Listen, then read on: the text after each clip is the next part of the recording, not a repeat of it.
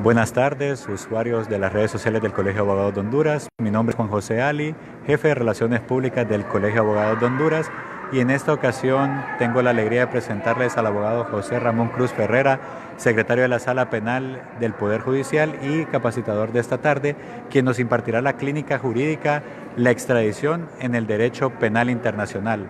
Abogado, muchas gracias por venir acá, gracias por su amabilidad, siempre respondiendo de manera favorable para nuestro gremio.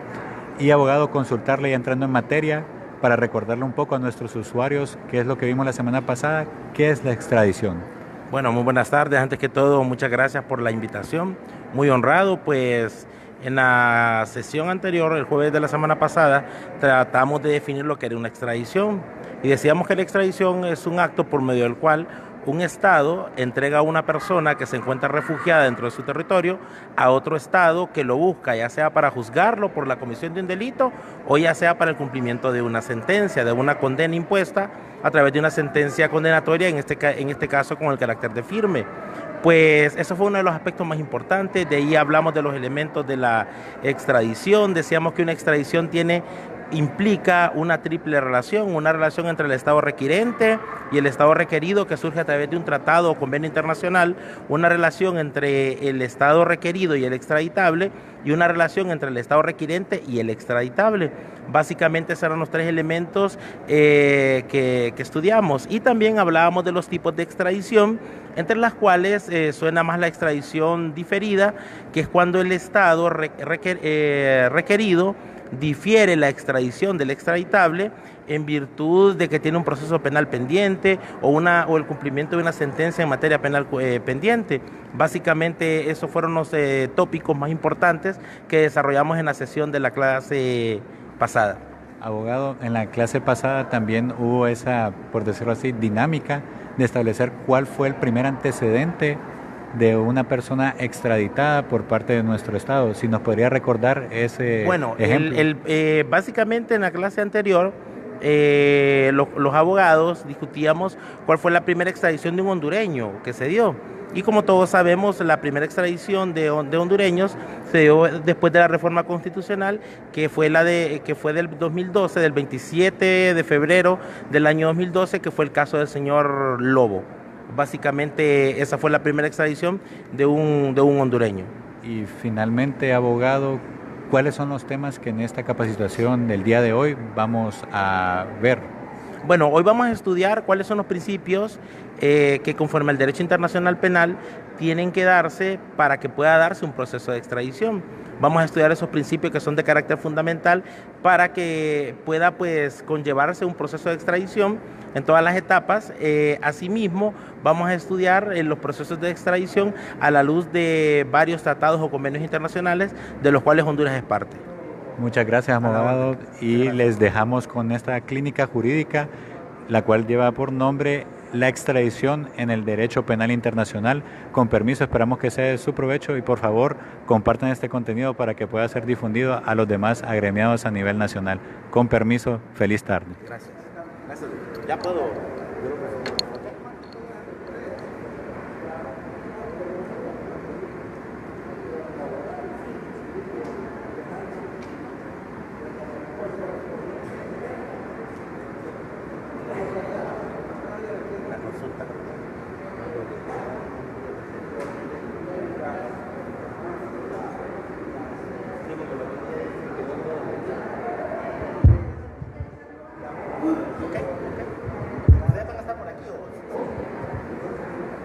Buenas tardes a todos nuestros agremiados que hoy nos visitan. Muchas gracias por venir a recibir esta capacitación, la clínica jurídica, la extradición en el derecho penal internacional, impartida por el secretario de la Sala Penal del Poder Judicial y capacitador de esta tarde, el abogado José Ramón Cruz Ferrera. Esperamos que esta sea de su provecho.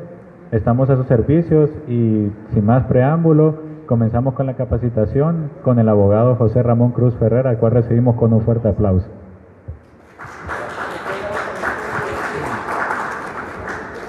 Bueno, buenas tardes. Un placer verlos y verlas nuevamente. La semana pasada, el día jueves de la semana pasada, empezamos a definir o tratamos de definir lo que era un proceso de extradición.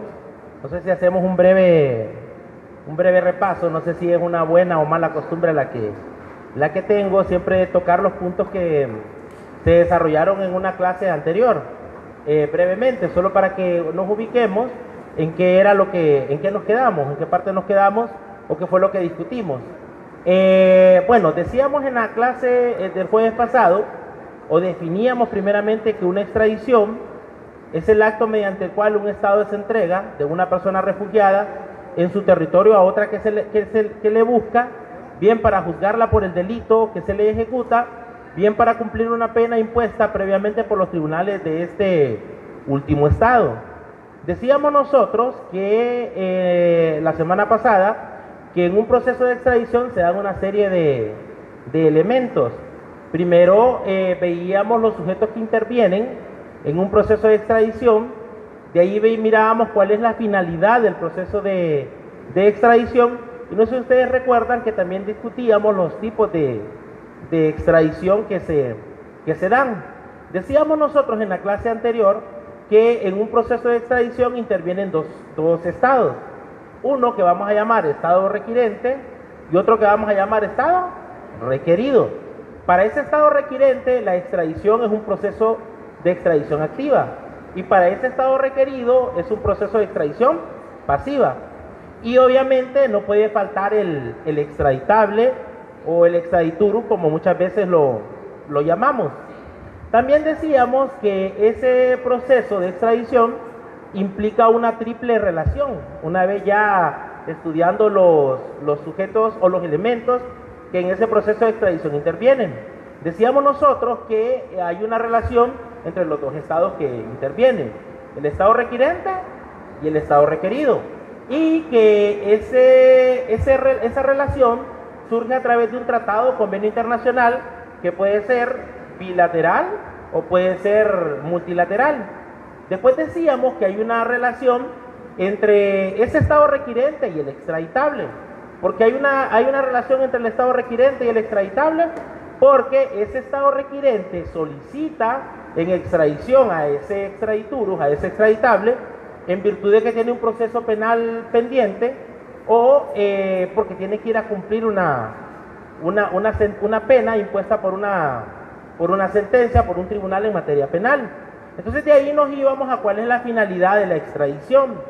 Y decíamos nosotros en la clase anterior que la extradición no es un proceso a través del cual el juez que conoce de la extradición va a determinar si esa persona es culpable o inocente de la comisión de un delito, sino que decíamos en base a esa finalidad que la extradición solo busca establecer si se dan o no los requisitos para que ese extraditable vaya al territorio del estado requirente a someterse a la jurisdicción de un órgano jurisdiccional del estado requirente o para que vaya a cumplir una sentencia penal impuesta por ese estado requirente. Básicamente decíamos eso. Y también hacíamos alusión a que el juez de extradición, que tal y como lo señala nuestra norma constitucional, el órgano jurisdiccional competente para conocer de un proceso de extradición es la Corte Suprema de Justicia, tal y como lo señala el artículo 313 constitucional. El artículo 313 de la Constitución dispone que pues el órgano jurisdiccional competente es la Corte Suprema, de donde se elige de los 15 magistrados de la Corte Suprema un juez natural que va a conocer del proceso de extradición, y que ese juez natural no entra a calificar, no entra a determinar si esa persona ha cometido o no el ilícito. Por eso decíamos nosotros que la extradición es un proceso de segundo grado, ya que el juez solamente se limita a determinar si conforme al derecho internacional se dan o no los requisitos para que esta persona pueda ser extraditada. Básicamente eso era lo que discutíamos, y decíamos, abogado, en la clase anterior también que nuestra norma constitucional antes del 2012 no permitía la extradición de hondureños. O sea, ya han existido procesos de extradición desde mucho más antes del 2012, pero de hondureños comienza a partir, no sé si decíamos, del 27 de febrero del año 2012, que es cuando se reforma el artículo 102. Y discutíamos otros antecedentes y otros casos que se habían dado en Honduras, pero de hondureños básicamente, es a partir del 27 de febrero del 2012 en adelante, donde empieza a darse lo que es un proceso de extradición, ya que la norma constitucional establece que no es posible la extradición de hondureños, salvo porque este hondureño haya participado en la comisión de una serie de delitos que sí contemplan la norma constitucional como posibles para extraditar, que son delitos que tienen que ver con criminalidad organizada, terrorismo, lavado de activos, tráfico ilícito de drogas, tal y como lo señala la norma constitucional.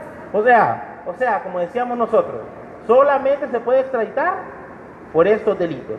Si hay un hondureño que ha participado en la comisión de un delito que no está dentro de lo que es posible extraditar, pues definitivamente ese hondureño no será extraditado, pero decíamos que el Estado requerido, en este caso Honduras, tal y como lo venimos planteando, se compromete a juzgar o a llevarle un proceso penal a esa persona que hondureña, de la cual fue denegada la extradición, ya que ese es un principio del derecho internacional, tal y como lo discutíamos en la clase anterior. Bueno, de ahí, eso lo pasamos después. Aquí están los elementos: la presencia imprescindible de una relación de dos estados, un pedido formal del estado competente mediante una solicitud que reúna ciertas formalidades reconocidas por la praxis internacional. El individuo cuya extradición se solicita debe haber sido necesariamente procesado o condenado por el delito que se le imputa, salud, dentro de los límites de la jurisdicción del Estado requirente. Eso básicamente lo estudiamos, y aquí está la triple relación jurídica que decíamos que hay entre el Estado requirente, el Estado requerido, el requirente y el extradicto, y el Estado requerido y el extradicto. ¿Por qué? Porque decíamos nosotros, cuando hablamos del Estado requerido, o sea, del que sufre el proceso, del que lleva el proceso de extradición pasiva, una vez que revisa si procede o no la solicitud de extradición, admite la solicitud de extradición y libra las órdenes de captura que estime pertinentes, y una vez capturado el extraditable le impone las medidas cautelares que crea que son procedentes en ese caso en relación al proceso de extradición que se está ventilando. Decíamos en la clase anterior que hay una serie de centros de detención, centros penitenciarios, ¿cómo era que lo definíamos? Centros penitenciarios, lo definió uno de los abogados. Yo lo dije, ya me olvidó el término. Centros penitenciarios anexos, creo que era. Porque yo les dije centros de detención preventiva, algo así lo había leído yo en una serie de resoluciones dictadas por los jueces de extradición, pero uno de los abogados, que no lo veo el día de hoy, que trabajó mucho en el Instituto Nacional Penitenciario, me decía que estos son centros penitenciarios anexos.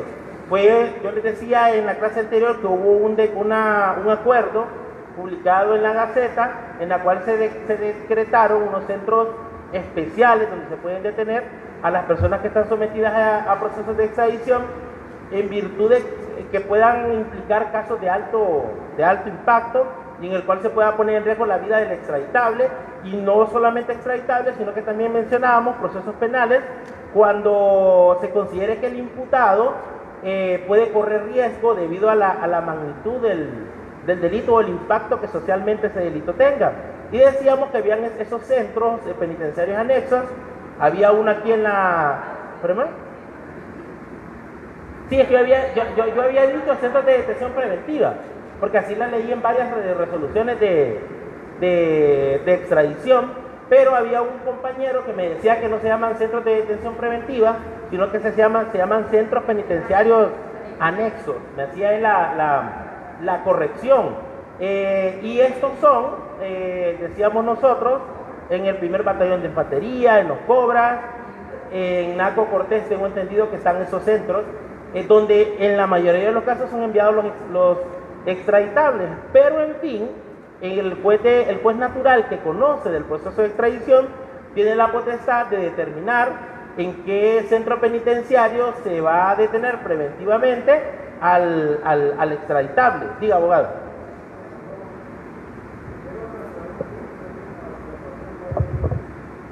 Una observación y una pregunta. Bueno, primero, todas estas instrucciones, ¿dónde lo van a dejar? Me imagino está en el auto acordado, ¿no? Como no hay una ley, me imagino que en el auto acordado. Eso es, bueno, esa sería la pregunta.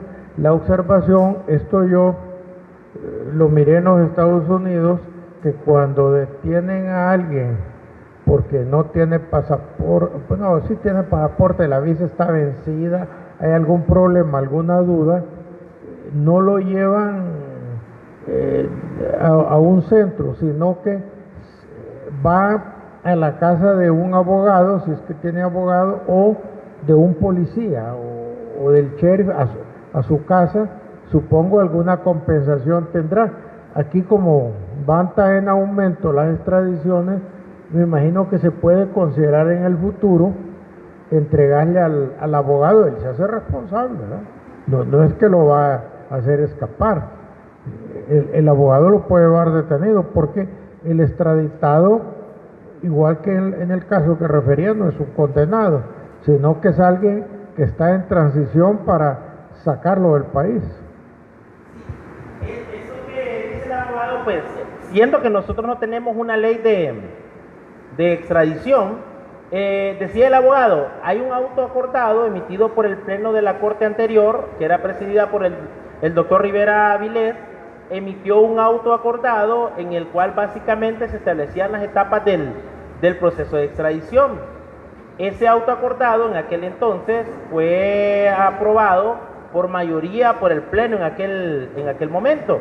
O sea que habían magistrados que cuando se les asignaban procesos de extradición, habían unos que sí lo citaban y habían otros que no. En los que yo he estado ahorita y en los pocos que he visto ahorita con este nuevo pleno, con esta nueva Corte Suprema, bueno, que ya tenemos 3 años, ya vamos por el 4º año prácticamente esta Corte, no he visto que citen el auto acordado.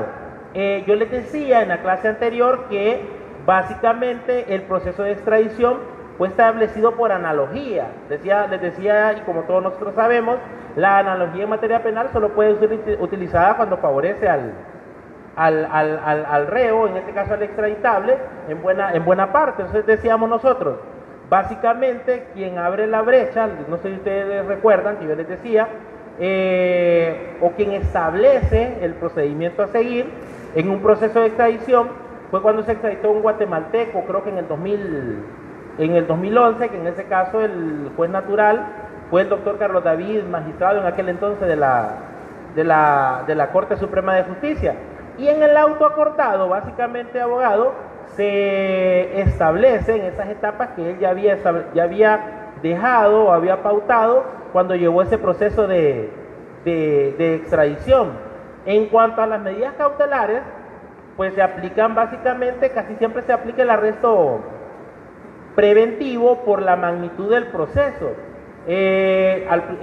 Muchas veces, si ustedes lo han visto, se han extraditado a personas que supuestamente, digo supuestamente porque no sé si ya todavía no tengo noticias, si en el estado requiriente ya fueron condenadas por la comisión de esos delitos, o vamos a decir que en aquel momento supuestamente estaban siendo sindicadas por el estado requiriente por haber participado en delitos de criminalidad organizada. Entonces, debido a la gravedad, podríamos decir, y al mismo peligro que el extraditable puede correr, porque pone en riesgo su vida al ser detenido, el juez natural siempre ha ordenado el arresto preventivo por mientras se ventila lo que es el proceso de extradición. Entonces, por eso decíamos nosotros que tiene que haber una relación entre el estado requerido y el extraditable en virtud de ese vínculo que se establece, dadas las acciones que el estado requerido ejecuta una vez que determina admitir el proceso de extradición.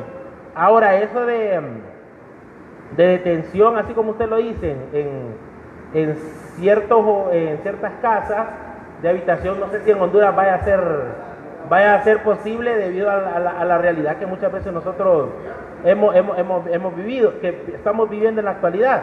Y sobre todo, como les decía, el juez muchas veces lo hace para salvaguardar la misma integridad del extraditable y los manda a ciertos centros donde éste pueda estar pues resguardada su integridad, su vida y su integridad física.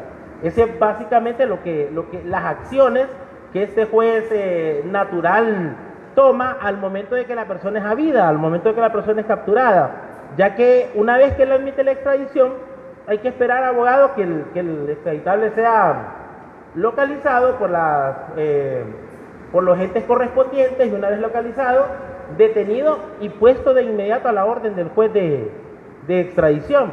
Todo esto ha sido establecido por los distintos jueces que han llevado procesos de extradición, ya que nosotros no tenemos una ley de extradición como por ejemplo si la tiene Colombia. Ahora, yo les decía en la clase anterior, para mí la Corte Suprema, a pesar de no tener una ley de extradición, creo que ha salido avante y ha sacado adelante todos los procesos de extradición que ha conocido.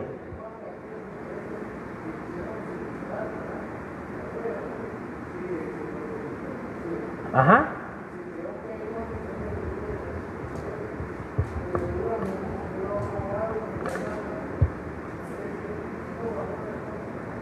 Es que, como nosotros decíamos en la clase anterior, básicamente la extradición es un proceso penal administrativo.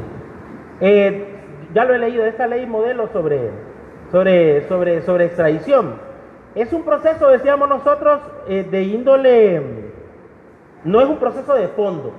O sea, no hay que determinar si la persona es inocente o culpable de la comisión de un delito. Entonces es un proceso expedito, podríamos decir, es un proceso básicamente que tiene 2 audiencias, tal y como se ha establecido actualmente, y que es susceptible de recurso de apelación.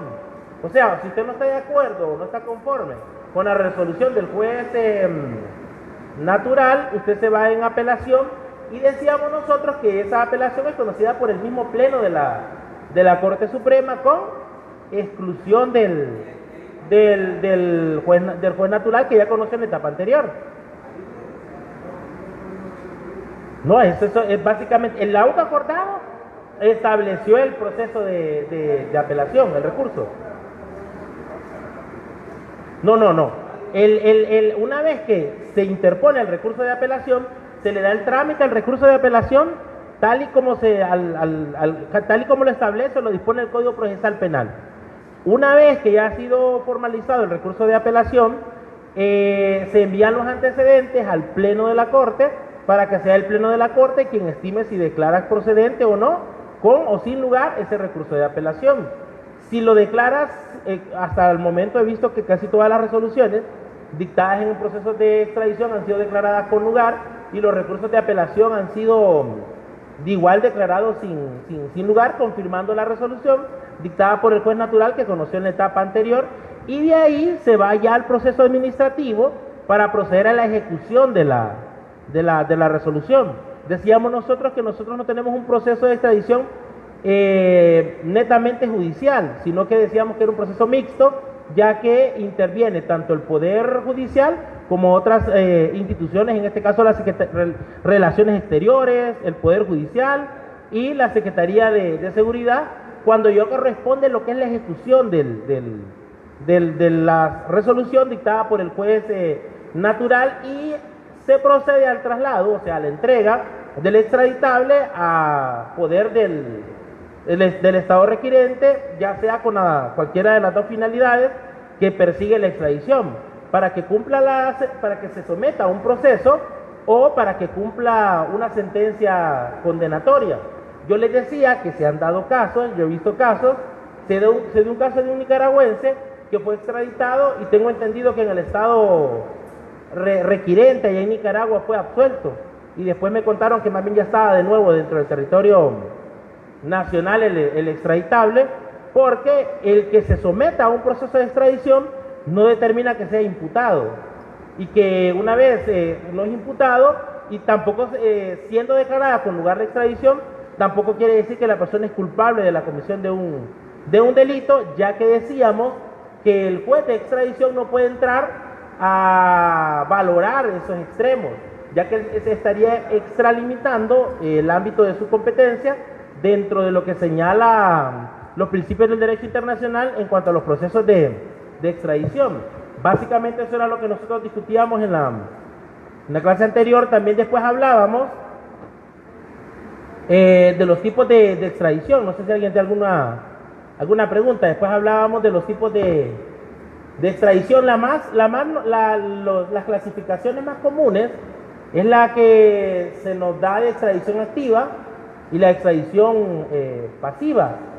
Decíamos nosotros que extradición activa se refiere al Estado que solicita la extradición, y que la extradición pasiva es el Estado que conoce de la solicitud o del pedido de extradición, que es donde supuestamente o es donde se encuentra el extraditable. O sea, para que en Honduras proceda el proceso de extradición y para que ese proceso se lleve a cabo, el extraditable tiene que estar dentro de nuestro territorio. Si no está, pues la extradición nunca, el proceso de extradición nunca se va a llevar a cabo. Puede que el Estado requerido, en este caso podríamos decir Honduras, libre las órdenes de captura que estime pertinentes, pero si no está dentro del territorio nunca lo van a prender, y pues nunca será puesto a la orden del juez natural para llevarle lo que es el proceso de extradición.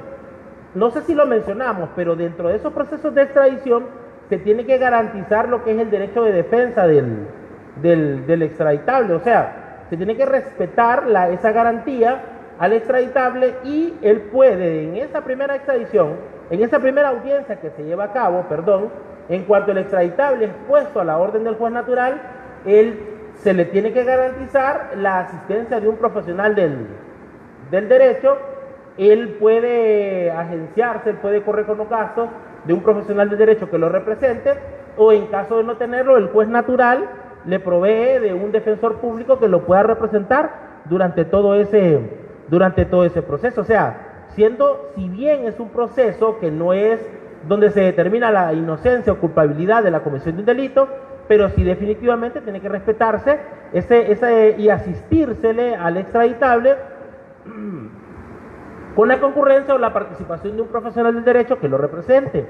Otra cosa que nosotros decíamos, en ese proceso de extradición, el juez natural informa al Estado requirente, dada el interés que ese Estado requirente tiene en ese proceso de extradición, de las audiencias que se van a llevar a cabo, y si así lo estima necesario o lo estima pertinente, que pueda nombrar una persona que lo represente en ese proceso de extradición. Ahora, en las que he visto abogados, nunca he visto que el Estado requirente designe a un representante o a alguien que lo represente en todo ese proceso de extradición, sino que ellos a lo único que se limitan es acreditar los extremos o los requisitos que tienen que darse para el proceso de extradición, y que el juez natural resuelva con la prueba llegada al proceso y lo que el apoderado defensor del extraditable pueda también hacer llegar al proceso como medios de prueba, que vamos a ver qué aspectos son los que tienen que darse para que la extradición sea declarada con o sin lugar. Ahora, de las que yo he visto, y yo creo que se los comentaba, fue un antecedente que se dio con un extraditable donde le estaban imputando el Estado requirente, que en este caso es, en la mayoría de las extradiciones, es Estados Unidos, pero no vamos a decir que es con el único con el cual Honduras ha llevado procesos de extradición, ya que Honduras ha llevado procesos de extradición con Estados Unidos, con España, Nicaragua, con Brasil, decía una compañera. También, esa es otra cosa. La extradición no es que Honduras siempre actúa como Estado requerido. O sea, no siempre Honduras es a través de una extradición pasiva. Honduras en muchos casos ha sido Estado requirente. Ese que usted menciona, abogado, Honduras es Estado requirente. Ella tenía un proceso penal por una supuesta comisión de un delito de parricidio y asesinato, creo que era, en San Pedro Sula. Ella se va para Argentina, ella la capturan y Honduras inicia el proceso del pedido de extradición, y creo que no sé si hubo una sentencia, ya hay una sentencia condenatoria en contra de ella. Y así, hay varios antecedentes donde Honduras es el sujeto activo, o sea, es el Estado requirente, ¿verdad? Hay antecedentes con Colombia, obviamente las más rembombantes o las que nosotros más traemos a colación son las que se llevan a cabo con los Estados Unidos, pero no es la única, no es el único estado con el cual Honduras ha establecido ese proceso. Creo que la extradición se da, creo que se da a veces 2 requerimientos o más, porque el caso de Noriega, a mí me gusta ese caso porque es bien interesante, de Noriega. En el caso de Noriega lo requiere Estados Unidos de Panamá desde antes de que terminara la condena de Noriega en los Estados Unidos. Francia lo pide y creo que estuvo un tiempo en Francia, lo entregan, termina su condena en Francia, Panamá lo pide y regresa, y ahí es donde murió, en Panamá, preso. El estado requerido, en este caso vamos a decir Honduras, si hay varios pedidos de extradición puede determinar a quién le va a conceder. Muchas veces ¿perdón? Exactamente, el primero que lo presente es al que se le concede el proceso de extradición. Ahora, cuando hay un proceso de extradición, por ejemplo Honduras concede, declara con lugar una extradición y decide entregar a un ciudadano a las autoridades del estado requirente, dentro de las disposiciones, dentro de los que podríamos decir dentro de los puntos que se señalan en esa resolución de extradición, es que el estado requirente se obligue para con Honduras a no reextraditar a ese hondureño, o sea, a no mandarlo para un tercer estado.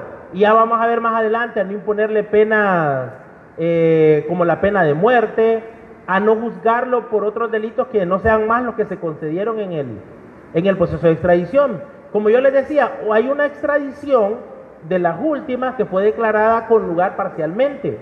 Esa es la que he visto yo, que fue declarada con lugar parcialmente, no se otorgó tal y como la solicitaba el estado requirente, que era Estados Unidos. Esta era una persona a la cual imputaban abogado 2 delitos. Estaba siendo pedido en extradición creo que por 2 tribunales en los Estados Unidos. Pero ahí, yo creo que se los comentaba en la clase anterior, el apoderado defensor de este extraditable alegó el principio creo que se los comenté, de irretroactividad, ya que eso es uno de los aspectos que Honduras, el juez natural, toma en cuenta a la hora de declarar con lugar el proceso de extradición, que se le juzgue por delitos o por hechos que sean imputables después de la reforma. No se le pueden seguir procesos penales por hechos que ocurrieron antes de la reforma, y así lo hace ver el juez natural al momento de conceder un proceso de extradición. Estudiábamos esto de las tipos de extradiciones, hablábamos que hay extradiciones que son meramente administrativas, hay extradiciones de carácter judicial y hay extradiciones mixtas. Decíamos que nosotros básicamente llevamos un proceso de extradición mixto. Interviene el órgano jurisdiccional, que en este caso es la Corte Suprema, y también intervienen otras instituciones. Por ejemplo, decíamos en la clase anterior, la solicitud de extradición entra por los canales diplomáticos correspondientes, en este caso por relaciones exteriores. Relaciones exteriores la envía a la Corte Suprema de Justicia, la Corte Suprema de Justicia designa al juez natural, es capturado el extraditable, se lleva el proceso de extradición en caso de que sea declarado con lugar, se espera que el apoderado defensor recurra, si recurre y es declarada sin lugar la extradición, se ejecuta. Si dicta el juez natural la resolución y esta no es apelada, igual adquiere el carácter de firme. Una vez adquiriendo firmeza la resolución, pues ya se pasa a las instancias administrativas para que se proceda a la ejecución de la extradición. Y aquí interviene Relaciones Exteriores y la Secretaría de Seguridad para que se pongan de acuerdo con las autoridades del estado requirente y se proceda a la entrega del extraditable. Y nosotros creo que lo hemos visto comúnmente en las noticias cuando el juez declara con lugar la extradición. Una vez firme la resolución, se procede a la ejecución y a la entrega del extraditable a las autoridades, ya sea para cualquiera de las dos finalidades que ya dijimos, o para que se someta a un proceso penal o para que cumpla una sentencia. Básicamente eso era lo que discutíamos hicimos un breve repaso de lo que discutíamos y quedamos, bueno, esto ya lo discutimos, que es un proceso de segundo grado, ya que no se juzga, no se entra a juzgar cuestiones de fondo en el proceso de extradición. Ahora, aquí nos quedamos. ¿En qué principios se basa o qué principios se tienen que, conforme al derecho internacional, se tienen que tomar en cuenta para llevar un proceso de extradición? Bueno, el primer principio es la existencia de un marco formal vinculante. Ese marco formal vinculante, abogado, es el tratado o el convenio de extradición. La cooperación judicial, aquí tengo la cooperación, funciona esto. La cooperación judicial internacional en materia penal se propone, no se impone. Este viejo criterio rector se refleja con claridad en el diseño formal de la extradición. No hay extradición sin acuerdo previo. O sea, ese primer principio, la existencia de un marco formal vinculante, pues es el que establece la relación entre el Estado requirente y el Estado requerido, que es a través del tratado o acuerdo internacional. Muchos son del criterio que a falta de existencia de un tratado o acuerdo internacional, yo creo que se los mencionaba en la clase anterior, muchos son del criterio que podría llevarse a cabo el proceso de extradición a través del principio de reciprocidad, que es un principio del derecho internacional, a través del cual los estados hacen un acuerdo ad hoc, podríamos decir, abogado, para proceder a la extradición de una X persona. Pero eso en la actualidad no es un principio aceptado para que proceda la extradición. Es forzosamente necesario que haya un marco formal vinculante. Miren, esto me llama mucho la atención y me gusta cuando decimos que la cooperación judicial internacional en materia penal se propone, no se impone. Es que también queda bajo la potestad del Estado requerido declarar con o sin lugar el proceso de extradición, pero para que esto se lleve a cabo, en primer lugar tiene que haber un acuerdo previo, o sea, un tratado o convenio internacional entre dos estados. Nosotros tenemos uno, siempre se me va la fecha del tratado con Estados Unidos, 1909, ¿verdad, abogado? 1909. Y hay un adendum de 1927, y hay un adendum o sea, una ampliación en 1927, o sea, desde esa fecha tenemos ya un proceso de un tratado o acuerdo internacional de extradición con los Estados Unidos, que es un tratado o convenio bilateral. O sea, ya existe previamente a iniciar los procesos de extradición un acuerdo entre ambos estados, Estado requirente o Estado requerido, según sea quien formalice el pedido de extradición. Los estados involucrados en un procedimiento extradicional condicionan sus pretensiones y decisiones a un marco normativo regulador. Eso es lo que hemos discutido también hasta la saciedad. Nosotros en nuestro Código Procesal Penal, les decía en la clase anterior, y como todos nosotros sabemos, lo único que tenemos es un artículo, el 150, que dice que las extradiciones se van a someter a lo que disponen los tratados y convenios internacionales. El abogado preguntaba, ¿hay un antecedente de extradición? Yo recordaba uno de los 90, 96, 97, que mencionábamos de un haitiano que lo pidió en Estados Unidos y él estaba refugiado dentro de nuestro territorio nacional. Ese es el que yo más, el que yo recuerdo, que se incoó un proceso de extradición, y en ese entonces ese fue declarado sin lugar porque... pero esa es la sentencia donde la condenan. De Argentina. Sí, ella la pidió el ministerio. ¿Perdón? Sí, pero es que ella es distinto. Ahí es distinto. Honduras es el estado requirente. Honduras lo que no va a entregar son hondureños por delitos distintos a los consignados en la norma constitucional. A Argentina. O sea, ella ahí se me manifiesta, antes de que sigamos con esto,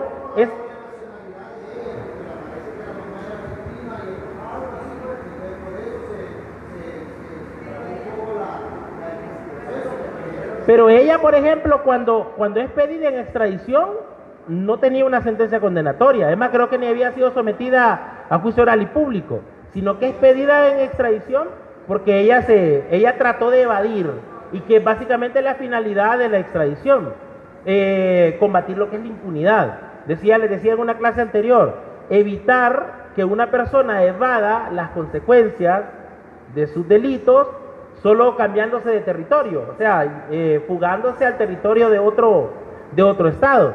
Entonces decíamos nosotros, la extradición surge para tratar de combatir ese fenómeno, de que haya impunidad, aunque muchos no están de acuerdo con lo que es un proceso de extradición. A mí, en lo personal, sí me parece que es una herramienta indispensable en la actualidad de un proceso de extradición para tratar de evitar fenómenos como este que acabamos de mencionar. Entonces decíamos, el primer elemento es la existencia de un marco formal vinculante, y ese marco formal vinculante es el tratado o acuerdo de extradición, que tiene que darse ya sea bilateral o multilateral.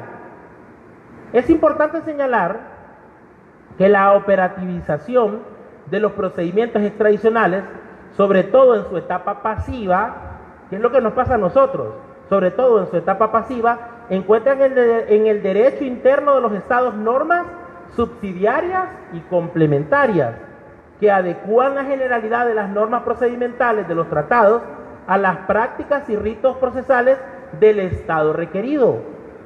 En este sentido, los códigos procesales o leyes especiales de los países definen normas particulares para la tramitación de la extradición, algo que en Honduras no se da. O sea, Honduras no tiene desarrollado el procedimiento de extradición a través de una ley.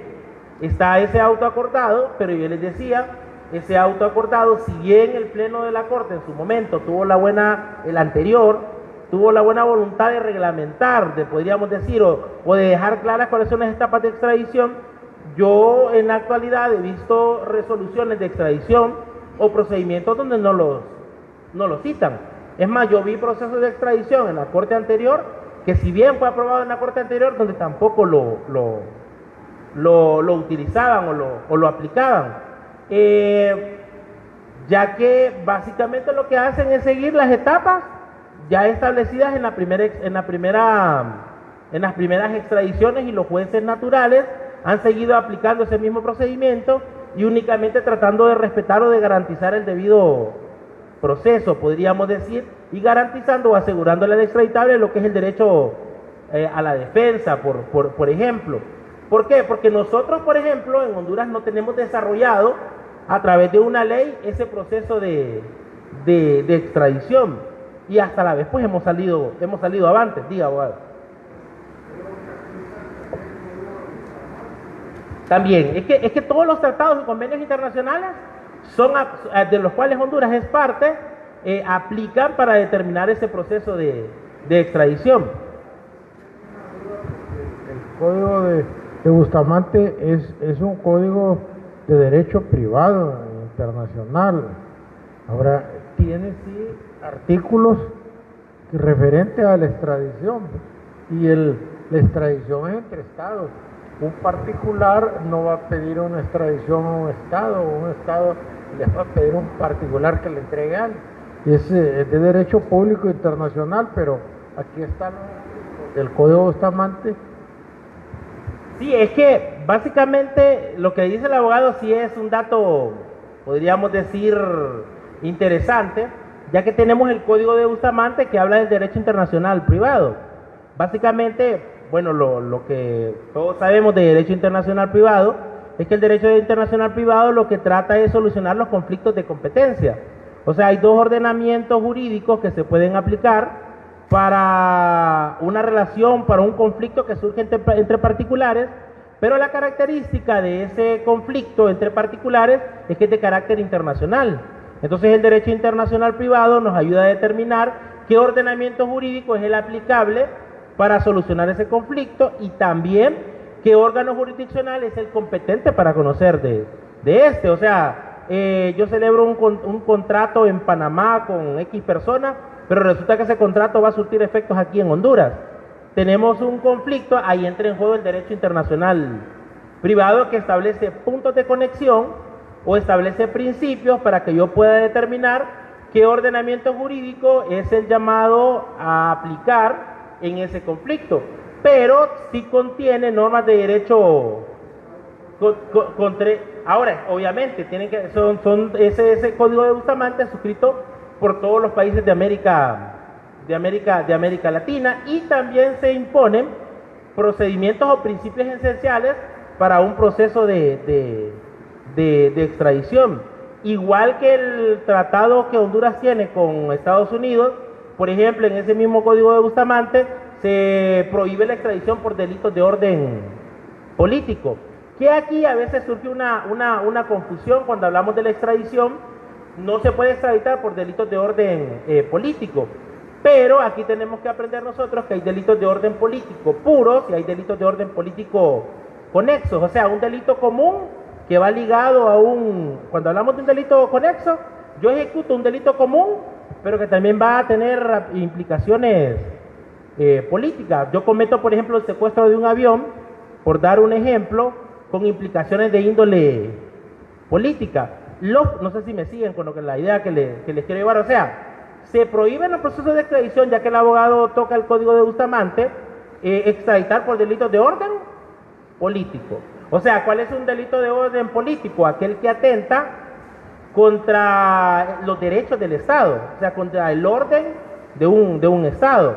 Por ejemplo, el espionaje, por citar un ejemplo. Ese es un delito de orden político. Por delitos de orden político no es posible extraditar. Los tratados y convenios internacionales prohíben la extradición por delitos de orden político. Pero yo les decía hace unos momentos, hay que entender que hay delitos de orden político de carácter puro y hay delitos de orden político de carácter conexo. O sea, el delito de orden político es el que yo ejecuto y que atento directamente contra los derechos o los intereses del Estado. Pero esos delitos políticos conexos es que yo ejecuto un delito común, pero ese delito común trae implicaciones políticas. Entonces, en esos delitos políticos de carácter conexo, muchos tratados y convenios internacionales, y creo que el Código de Bustamante, prohíbe la extradición. Incluyen los políticos y conexos, pero no se puede extraditar por delitos políticos puros. O sea, porque los tratados y convenios prohíben la extradición por delitos de orden político. ahora mire, hay una curiosidad, yo no sé qué habían fumado, bebido, cuando probaron este artículo 357 del Código de Bustamante, que dice: no será reputado delito político ni hecho conexo el homicidio o asesinato del jefe de... No será reputado delito político ni hecho conexo el de homicidio o asesinato del jefe de un Estado contratante o de cualquier persona que ejerza esa autoridad.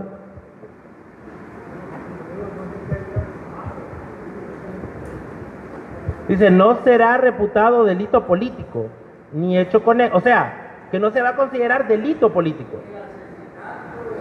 Era por lo que les decía. O sea, solo se toman en cuenta los delitos políticos puros. O sea, no vamos a poder extraditar, vaya, aquel caso de los gringos que dio aquel montón de información, hombre, que en aquella página, él estaba haciendo pedido de extradición por delitos prácticamente políticos.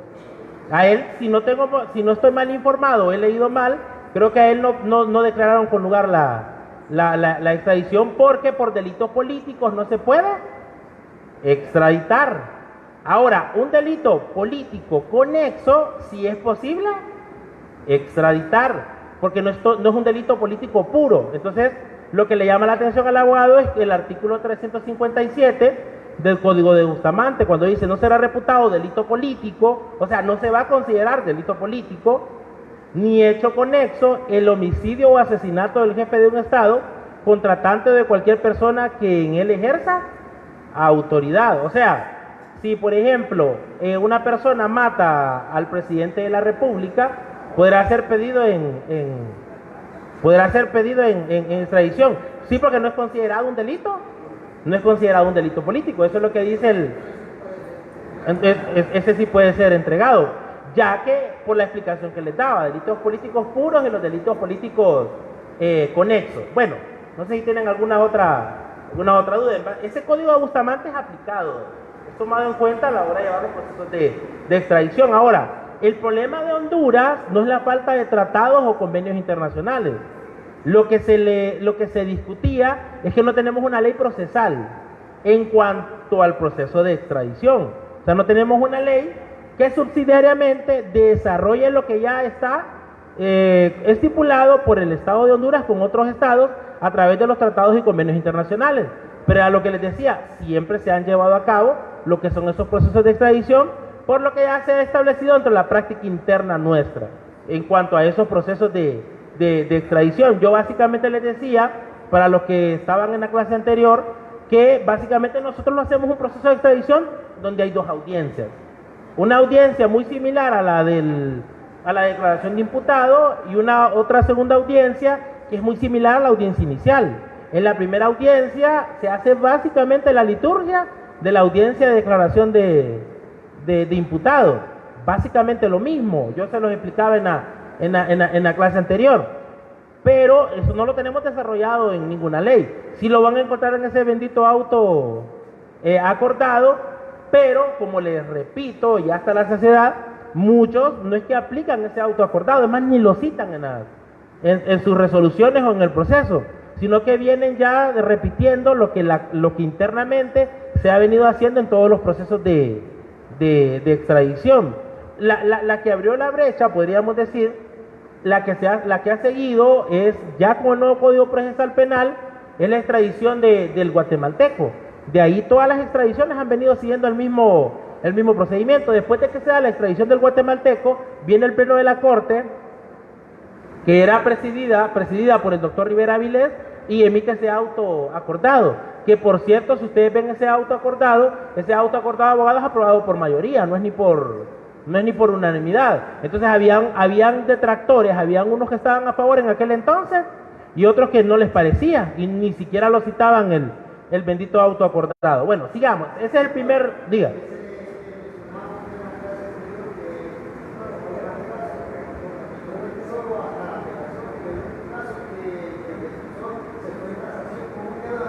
Es que fue desestimada.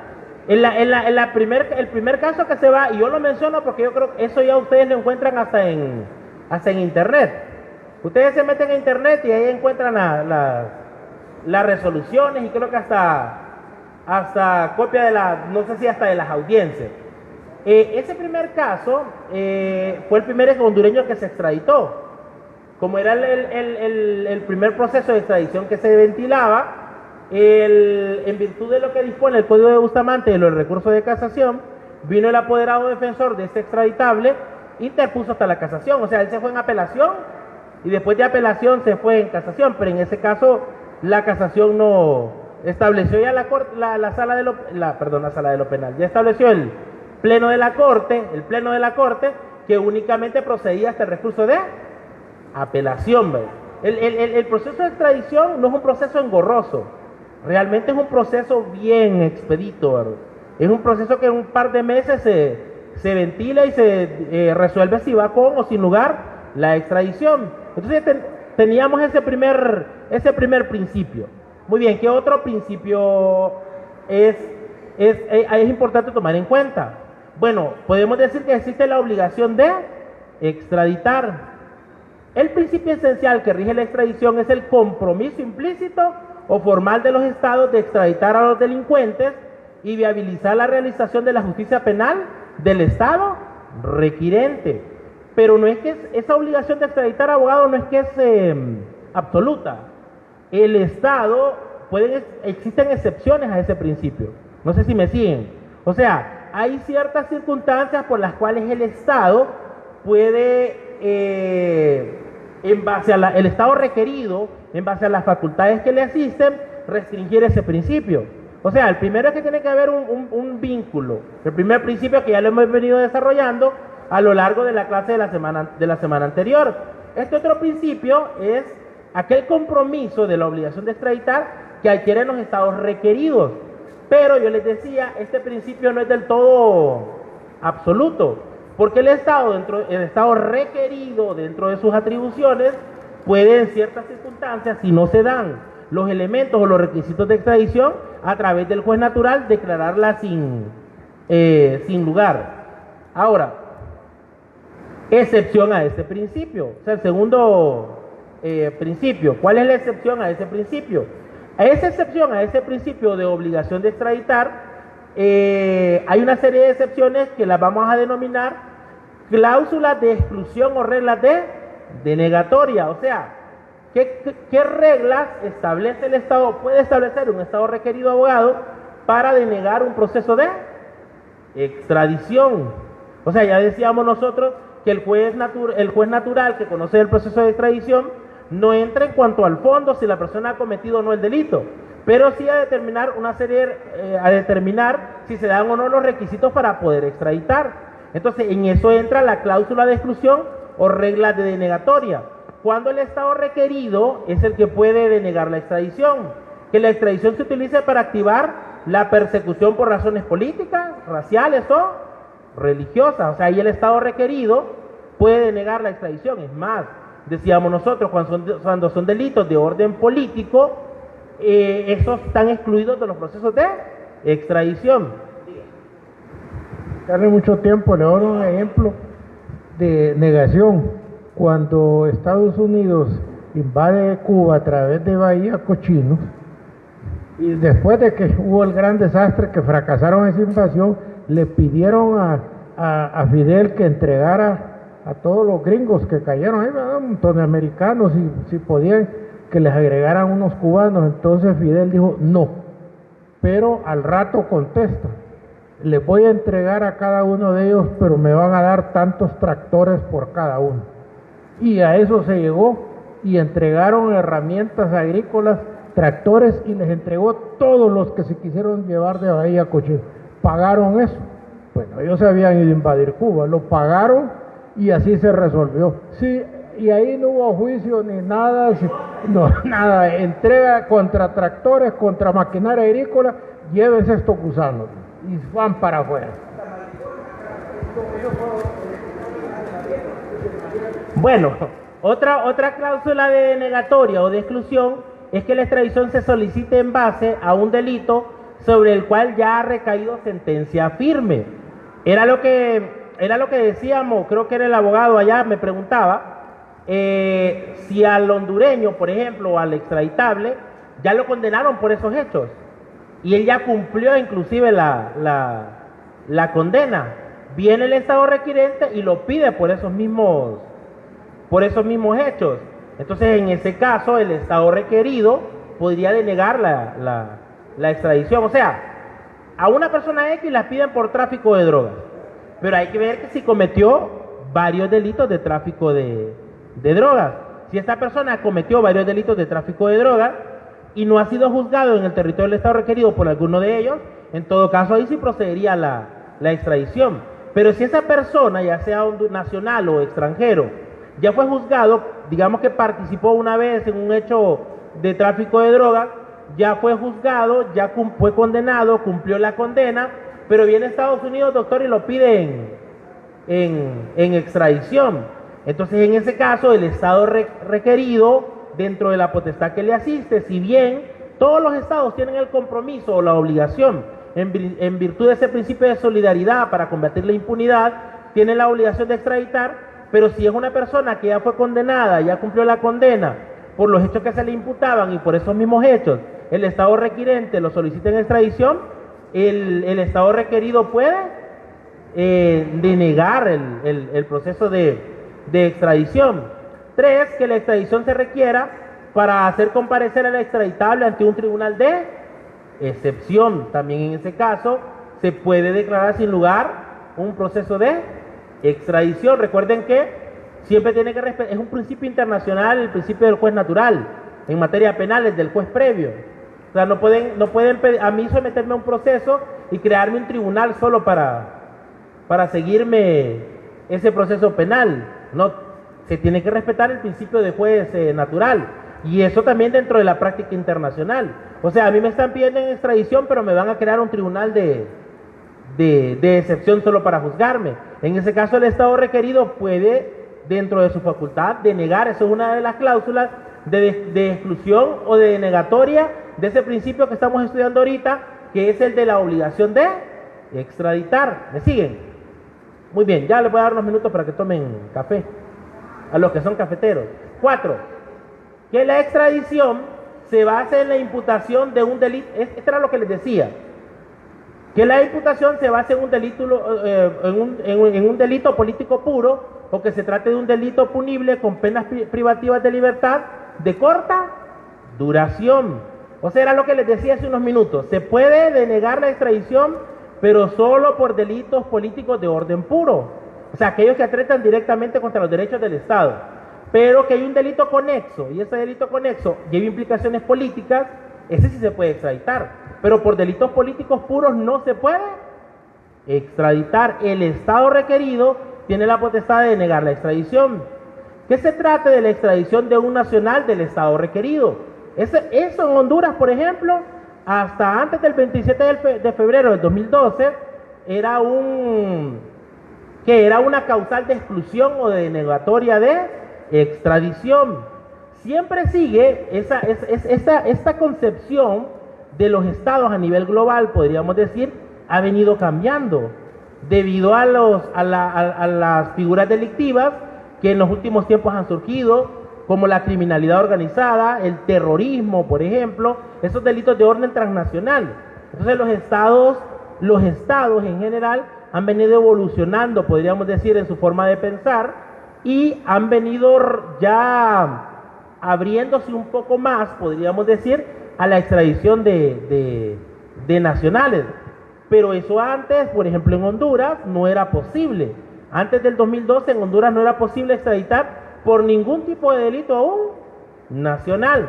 Si hay otro antecedente, que ustedes a cada rato lo mencionan, pues proceso de extradición no lo podríamos definir. ¿Qué tipología o cómo determinarlo? Tampoco me pregunten porque yo no sabría qué responderle. Pero si lo vemos en base ahora a lo que estamos estudiando en la actualidad, para que sea, si es un proceso de extradición, solamente tiene que ser por los delitos que la norma constitucional establece. Es más, yo les comenté, hay antecedentes, tenemos antecedentes aquí en Honduras, por ejemplo, de hondureños que han sido pedidos por delitos de actos de lujuria, o de hondureños que han sido pedidos por falsificación de documentos. En esos delitos no procede la extradición, pero eso también les repetía, no sé si me he dado a entender, eso no implica que ese ilícito va a quedar en impunidad, porque el Estado requerido, si bien deniega la extradición, pero adquiere la obligación de juzgarlo, y nosotros lo tenemos implícito en el artículo 5 del Código, ¿cuál fue que le cité? ¿El penal o el procesal? El Código Penal, el 5 del Código Penal, creo que es en el numeral 4, de juzgar en esos casos donde es declarada sin lugar la extradición porque está siendo pedido el nacional por un delito del cual no puede ser extraditado. Pero ya tenemos en Honduras antecedentes de ejecución de sentencias penales dictadas por órganos jurisdiccionales extranjeros. Diga, abogado.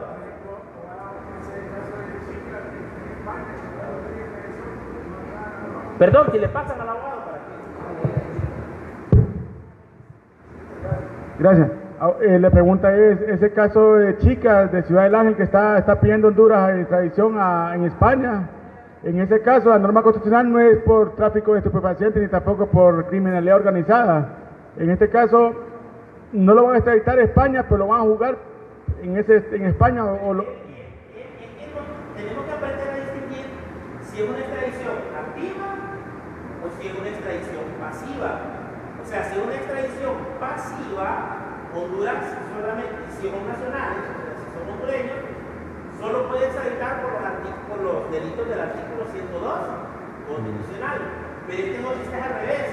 Es una extradición activa para nosotros. Sí. Y es una extradición pasiva, no sé si en España o... Sí, España, sí. En Honduras lo que es en extradición. Sí se puede entonces. Ajá, sí. Para evitar la impunidad. En contraposición a la extradición del derecho al asilo. Si el Estado requerido le den derecho al asilo a la persona que se encuentra dentro de su territorio, entonces ahí en todo caso no procede la extradición. Por ejemplo, ¿perdón?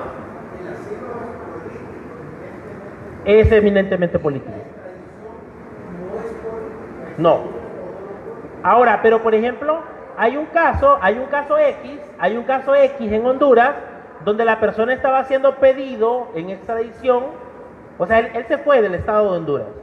Él está haciendo pedido en extradición por terrorismo, creo que era, no recuerdo qué otro delito ahí le estaban imputando. Él se va para otro estado y en aquel estado él dice que es un perseguido político y pide el derecho al asilo. La autoridad hondureña lo pidió, trató de agilizar el proceso de extradición antes de que le dieran el asilo, pero al final el estado requirente le dio el derecho al asilo y no, ahí eso es una traba al proceso de extradición, aunque como bien dice el abogado, el asilo es una protección, podríamos decir, de orden político, y obviamente, como nosotros sabemos, la extradición no tiene esa connotación de índole política. Les vamos a dar unos 15 minutos ahorita para que si desean tomar café o algo, o levantarse al baño. No sé quién le avisa, ¿dónde está la abogada para que paren? Porque dicen que nos escuchan todo el...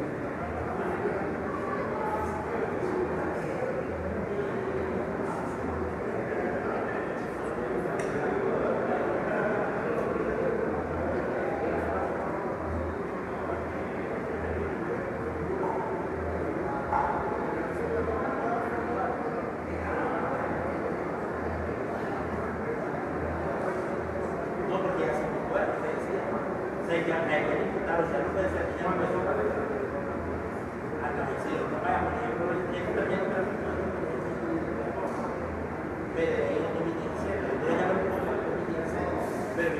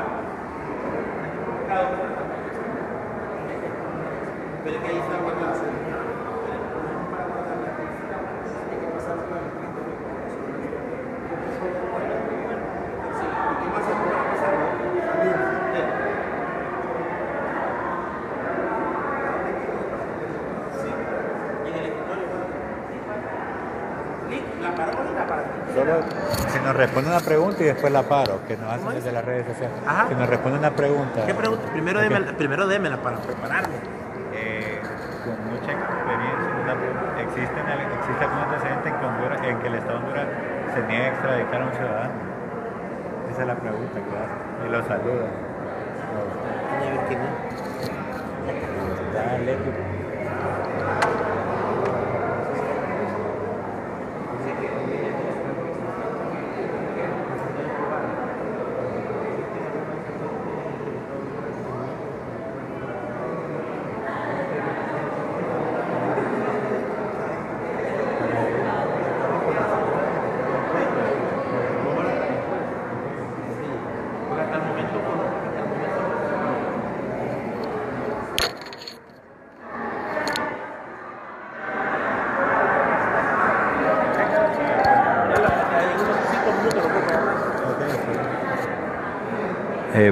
Buenas tardes, queridos usuarios.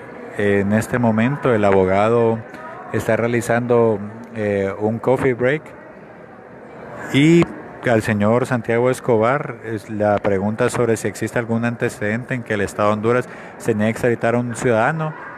Antes de empezar la nueva transmisión, ya que pausaremos esta transmisión por unos momentos, en la nueva transmisión abordaremos al abogado para que él resuelva esa consulta que usted tiene, abogado Santiago Escobar, e invito al mismo tiempo a nuestros otros usuarios a que realicen sus consultas para que el abogado pueda, aprovechando su participación aquí, pueda responderlas. Entonces, en este momento finalizamos esta transmisión por unos breves 5 minutos y realizaremos una nueva. Por favor, ténganos paciencia y por favor, si continúe sintonizando la transmisión del Colegio de Abogados de Honduras.